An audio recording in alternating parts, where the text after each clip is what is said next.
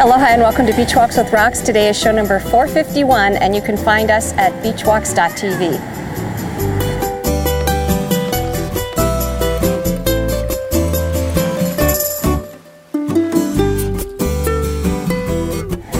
Hey, welcome back to another absolutely gorgeous day here in Hawaii, and I think today is actually going to be a two-part show because I have a lot to talk about, so just giving you a little heads up on that. But the topic overall is confidence, and I was inspired by this topic by my friend Chris Brogan, who did an audio podcast on the topic a little while ago. And he did a great discussion about what is confidence and the sort of overlap of confidence and self-esteem. And I thought what we'd talk about today and tomorrow are some ways to actually build confidence, to sort of tease apart what I think it is in terms of the practice of confidence. It's definitely something that I've worked on in my life. And part of my getting started on this is that today I went swimming first instead of doing the show. And some days I find that really helpful because being in the water clears my head.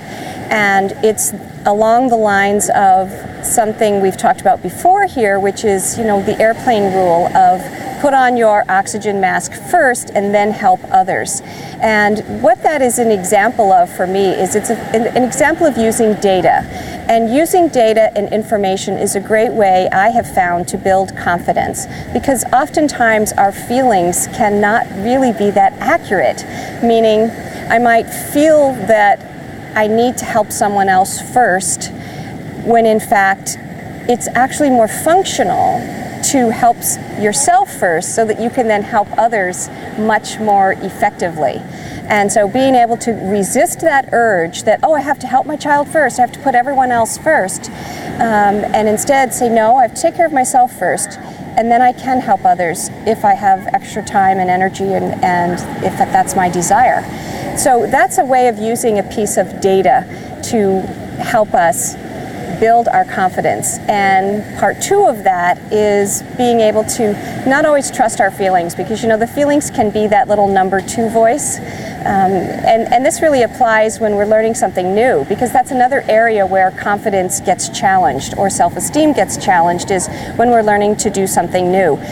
When we're new at something, pretty much by definition we're going to suck at it. That's just the territory. But the more we do it, the more we build our confidence. And so the number two will say, don't even try because you won't be any good at it. And we'll bring up those feelings of negativity, of fear, of low self-confidence, as if that's a reason not to try something new. Hopefully, in my life, I'm committed to trying new things all the time because that's what keeps life interesting for me. And I think it's a way of staying young at heart, young at mind, young in body.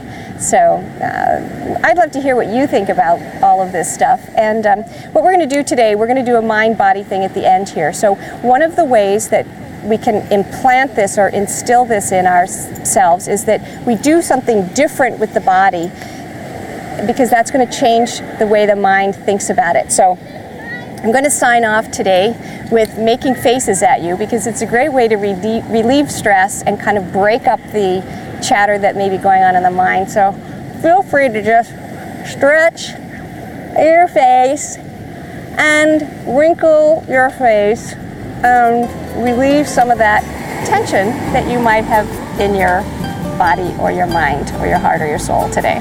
So stay tuned for part two. I have more on this topic. Meanwhile, if you'd like to Skype, it's Roxanne Darling. If you'd like to call, the number is 949-544-1456. Aloha, everybody. Thank you, Lexi.